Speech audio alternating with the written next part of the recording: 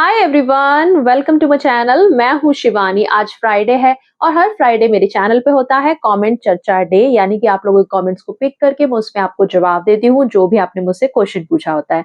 तो आज की वीडियो में भी हम यही करने वाले हैं। एंड तक वीडियो को जरूर देखना पूरी चर्चा सुनने के लिए। और अगर आप भी मुझसे कुछ पूछना चाहते हैं तो इस वीडियो के नीचे कॉमेंट सेक्शन में अपना सवाल आप मुझे लिख सकते हैं।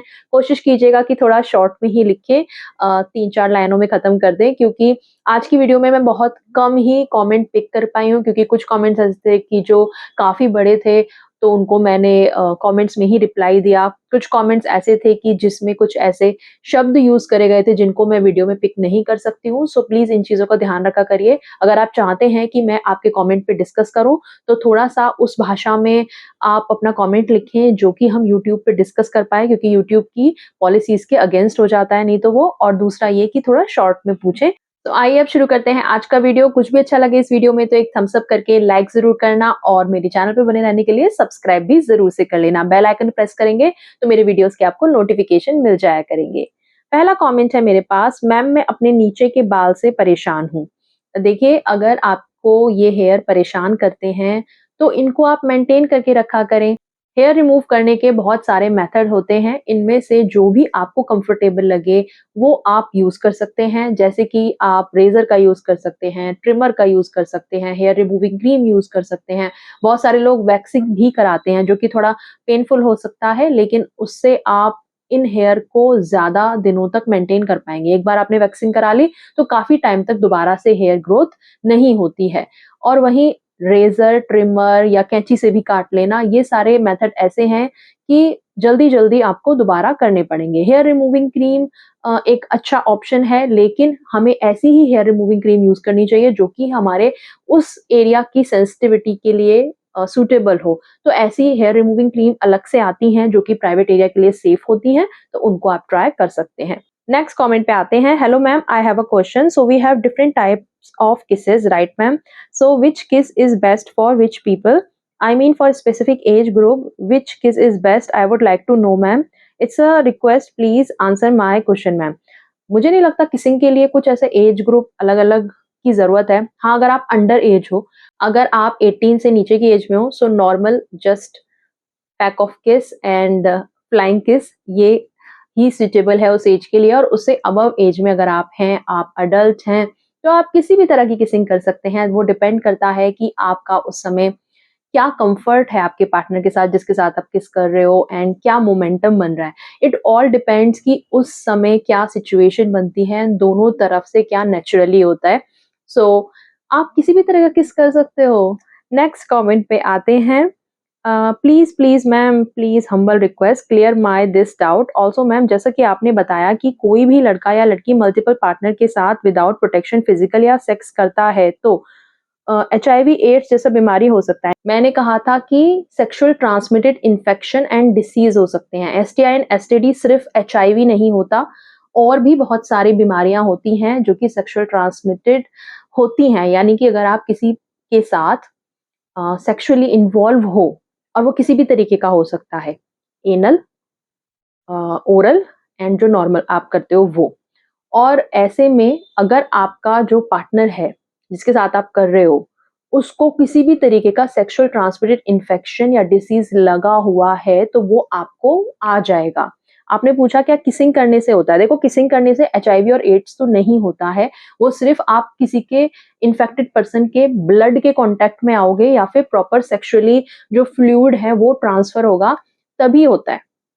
लेकिन किसिंग करने से जो दूसरे इन्फेक्शन है या दूसरे सेक्सुअली ट्रांसमिटेड डिसीज हैं वो लग सकते हैं। फॉर एग्जाम्पल, अगर एक पर्सन किसी को ओरल सेक्स कर रहा है, तो दूसरे पार्टनर को अगर इस तरीके का कोई इन्फेक्शन है तो वो उसके माउथ के एरिया में लग जाएगा। उसके माउथ में कुछ ना कुछ सिम्पटम्स आगे चल के देखने को मिलेंगे। कई बार sexual transmitted infection and disease के जो सिम्पटम्स हैं वो तुरंत दिखते भी नहीं हैं। तो कई बार लोगों को पता भी नहीं होता कि वो कुछ इस तरीके का इन्फेक्शन एंड डिसीज कैरी करके चल रहे हैं। अब सोचिए कि किसी पर्सन के जो माउथ के अराउंड, उसके मुंह के अंदर इस तरीके के बैक्टीरियाज हैं या इन्फेक्शन है, और उस इंसान को फिर आप जब किस कर लोगे, तो ऑफ कोर्स उसके माउथ से आपके माउथ में भी वो ट्रांसफर हो सकता है, या फिर वो इंसान आपको ओरल देगा तो उसके माउथ से आपके उस एरिया में हो सकता है ट्रांसफर। सो ऐसे और भी बहुत सारे इन्फेक्शन एंड डिसीज हैं जो कि फैल सकते हैं। इसके ऊपर मैंने सेपरेट में वीडियो बनाई हुई है, इन इन्फेक्शन एंड डिसीज के ऊपर क्या-क्या ये होते हैं, कैसे फैलते हैं। आप वो मेरी वीडियो देख लेना, मैं यहाँ पे लिंक दूँगी अगर मुझे मिलेगी वो वीडियो तो। नेक्स्ट कमेंट पे आते हैं। ये कमेंट एक्चुअली रिलेटेड है जो टॉपिक, एक मेन टॉपिक था पिछली कमेंट चर्चा वीडियो का, जिसमें हमने बात करी थी कि फ्लैशिंग जो कुछ लड़के करते हैं। एक्चुअली कमेंट था यही कि कुछ लड़के लड़कियों को देख के अपना प्राइवेट एरिया फ्लैश करते हैं, जिस पे हमने डिस्कस किया था, और उसके रिगार्डिंग ही ये कमेंट है कि फ्लैशिंग बाय बर्थ हैबिट होती है, मर्द का कसूर नहीं। औरतें दिखाएं तो बुरा नहीं, पर मर्द करें तो कानून विरुद्ध। देखिए, मैं बहुत अजीब फील करती हूँ जब आप मेरी बात सुनते नहीं हैं और फिर भी कमेंट कर देते हैं। एटलीस्ट सुन तो लीजिए कि क्या डिस्कशन हो रहा है। मैंने इस कमेंट का आंसर शुरू करते ही पहली बात यही कही थी कि लड़कियां भी सोशल मीडिया पे कई बार ऐसे वीडियोस बनाती हैं, रील्स बनाती हैं जिसमें कि वो कंप्लीटली न्यूड नहीं है, लेकिन semi nude type of content होता है। तो कमेंट में क्वेश्चन मुझसे लड़कियों के बारे में नहीं किया गया था, लेकिन मैं हमेशा दोनों ही साइड की बात करने में बिलीव करती हूँ, जितना मुझे लगता है कि दोनों तरफ से ये चीज़ें होती हैं। मैं हमेशा इक्वली लड़का-लड़की की बात करती हूँ, और इस कमेंट में भी इसीलिए मैंने खुद से ये पॉइंट ऐड किया कि लड़कियाँ भी ऐसा करती हैं। लेकिन यहाँ पे बात हो रही है कंप्लीटली अपना प्राइवेट एरिया शो करने की, कंप्लीटली नॉट क्लीवेज। मतलब अगर कोई क्लीवेज दिखा रहा है तो आप उसको बोल दो कि प्राइवेट एरिया शो कर रहा है, नहीं, यहाँ पे कंप्लीटली बात हो रही है। आपको पहली बात तो डिफरेंस समझना पड़ेगा, और दूसरी बात, मैंने लड़कियों की वहां पे बात करी थी कि वो चीज भी गलत होती है। और तीसरा ये कि देखिए, चाहे बाय बर्थ हैबिट हो, चाहे वो कोई मजे-मजे में कर रहा हो, चाहे कोई अटेंशन लेने के लिए कर रहा हो, रीज़न कोई भी हो, जो चीज़ गलत है, वो गलत है। फॉर एग्ज़ाम्पल, अगर कोई क्राइम करता है, उसके अपने रीज़न हो सकते हैं, उसका बचपन का ट्रॉमा हो, उसके पेरेंट्स ने उसे ठीक से ट्रीट ना किया हो, सोसाइटी ने उसे ठीक से ट्रीट ना किया हो। इसका मतलब ये नहीं कि हम क्राइम करने वाले को क्लीन चिट दे देंगे, यार इसका कसूर नहीं है, इसका तो बचपन का ट्रॉमा था, इस चक्कर में ये सीरियल किलर बन गया। क्या ये बात जस्टिफाइड है? रीज़न कोई भी रहा हो, हमारे अंदर एक कॉन्शियस रहता है कि क्या सही है, क्या गलत है, एक मॉरल कंपास हम सबके अंदर है।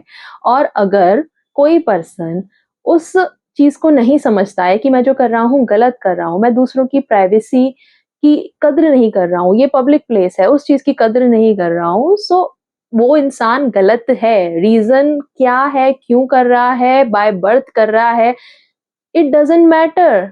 और हाँ, ये बात सच है कि अगर वो ऐसा करेगा, चाहे लड़का हो या लड़की, कंप्लीटली आप अंग प्रदर्शन ऐसा कर रहे हैं कि आपके प्राइवेट पार्ट्स विज़िबल हैं, जो दूसरों को पब्लिकली आप डिस्कम्फर्ट कर रहे हो, उनको प्रॉब्लम है, और अगर वो रिपोर्ट करते हैं इस चीज़ को, तो आपके विरुद्ध कानूनी कार्रवाई हो सकती है।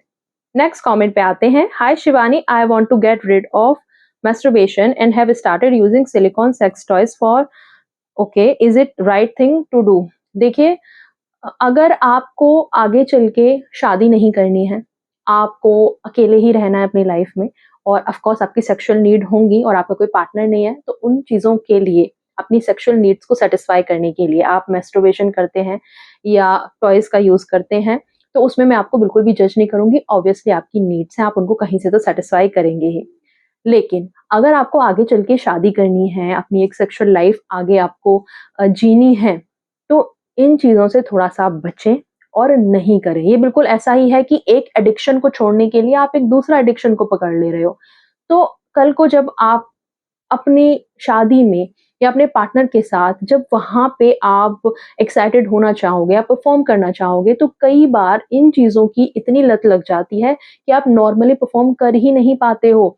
ना तो आपको इरेक्शन आता है तो वो जल्दी चला जाता है, अर्ली डिस्चार्ज की प्रॉब्लम हो जाती है, क्योंकि ऐसे में क्या है ना, आप सामने से रिस्पॉन्स नहीं रिसीव कर रहे हो, चाहे आप मस्टरबेशन करते हो या टॉयज़ का यूज़ करते हो, सामने से कोई रिस्पॉन्स नहीं है। आपका वन साइडेड आप एक्ट कर रहे हो, और वहीं जब आप किसी पार्टनर के साथ करोगे तो दोनों के साइड से एक रिस्पॉन्स आएगा, तो आपकी बॉडी लेकिन उसी के ही हैबिचुअल हो चुकी है, उसी का ही आपको एडिक्शन लग चुका है।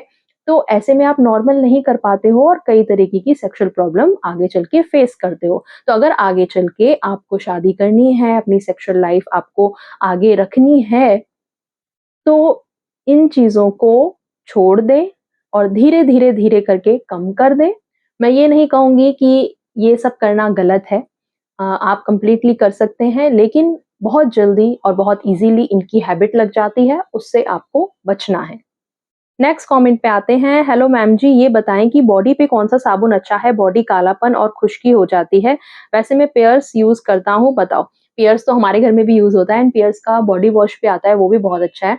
और उसकी वजह से अगर आप फिर भी खुश्की फ़ील कर रहे हो यानी कि ड्राइनेस फ़ील कर रहे हो, तो नहाने के बाद आप मॉइस्चराइज़ करिए अपनी स्किन को। इसके लिए आप कोई भी बॉडी ऑयल यूज़ कर सकते हैं, कोकोनट ऑयल अच्छा होता है। अगर गर्मियाँ हैं तो आप कोई बॉडी लोशन यूज़ करिए, आप एलोवेरा जेल लगा सकते हैं। तो बॉडी को मॉइस्चराइज़ करना बहुत ज़रूरी है, अपनी फेस को हो या स्किन पूरा ओवरऑल बॉडी की हो उसको। दूसरा आपने पूछा कालापन, तो देखिए कालापन आता है कि अगर आप स्क्रब वगैरह नहीं कर रहे हैं या फिर टैनिंग हो गई है आपको, टैनिंग हो जाती है जब आप धूप में बाहर जाते हैं, तो उस वजह से हो जाती है। तो जब आप बाहर धूप में जाएँ तो सनस्क्रीन का यूज़ करें। सनस्क्रीन वाली क्रीम आती हैं जिनको आप फेस पे अप्लाई कर सकते हैं, सनस्क्रीन वाले लोशन आते हैं जिनको अपनी बॉडी के जो ऐसे पार्ट जो एक्सपोज़ हैं सन में, जिन पे कालापन आ रहा है, टैनिंग आ रही है, उन पे आप वो सनस्क्रीन लगाएँ जिससे कि वो कालापन ना आए। जो ऑलरेडी कालापन चिपक चुका है आपकी बॉडी में, उसको हटाने के लिए आप स्क्रब कर सकते हैं। आप हफ्ते में 1 से 2 बार स्क्रब कीजिए। मार्केट में ऐसे कई सारे प्रोडक्ट अवेलेबल हैं जो कि टैनिंग रिमूव करने का एडवर्टाइज़मेंट करते हैं कि इसको आप यूज़ करो। जैसे बॉडी वॉश अभी काफ़ी ऐसे आ रहे हैं कि जो क्लेम करते हैं कि वो टैनिंग रिमूव कर देंगे। पर्सनली मुझे तो अभी तक कोई ऐसा मिला नहीं। मैंने कई सारे ऐसे बॉडी वॉश ट्राई करे हैं जो कि टैनिंग बिल्कुल अच्छे से रिमूव कर पाए, बिकॉज़ मेरे भी हैंड्स पे काफ़ी ज़्यादा टैनिंग हो रखी है और मेरा भी अभी यही चल रहा है कि कैसे इसे रिमूव करूँ। काफ़ी सारी चीज़ें मैं अलग-अलग ट्राई कर रही हूँ। तो अभी तक मुझे तो नहीं मिला, लेकिन हाँ, स्क्रब करने से फ़ायदा हो रहा है। जो ऐसी क्रीम आती हैं जिसमें कोजिक एसिड होता है या फिर ग्लाइकोलिक एसिड होता है, तो वो काफ़ी हेल्प करती हैं। अगर मुझे पर्सनली बेनिफिट होगा किसी भी चीज़ से, सो मैं ज़रूर से शेयर करूँगी। इस चैनल पे नहीं, दूसरा जो हमारा चैनल है पॉजिटिव रियलिटी, वहाँ पे हम थोड़ा इस तरीके का कंटेंट रखते हैं, मेरा वेट लॉस से रिलेटेड या स्किन केयर से रिलेटेड या पर्सनल लाइफ से रिलेटेड, स्टोरी टाइम हो गया, तो ये सारी वीडियोज़ आपको मेरे दूसरे चैनल पॉजिटिव रियलिटी पे देखने को मिलेंगी। उस चैनल का लिंक आपको डिस्क्रिप्शन बॉक्स में मिल जाएगा, पिन कमेंट में मिल जाएगा, तो वहाँ पे भी आप मुझे सब्सक्राइब कर सकते हैं। तो यही थे सारे कमेंट जो मैंने आज की वीडियो के लिए पिक करे थे, थोड़े कम कमेंट्स हैं। आप कोशिश कीजिए कि और भी ज़्यादा से ज़्यादा कमेंट करें ताकि ये सीरीज़ हमारी ऐसे आगे चलती रहे, थोड़ी चर्चा थोड़ी लंबी हो तभी मज़ा आता है ना? तो कमेंट करिए, अपने सवाल, अपनी क्यूरियोसिटी आप मुझे बताइए और हम फिर उस पे डिस्कस करेंगे। अभी मैं चलती हूँ, मिलूँगी आपसे अगले वीडियो में एक नई वीडियो के साथ, एक नए टॉपिक के साथ। अभी के लिए इतना ही, बाय, टेक केयर।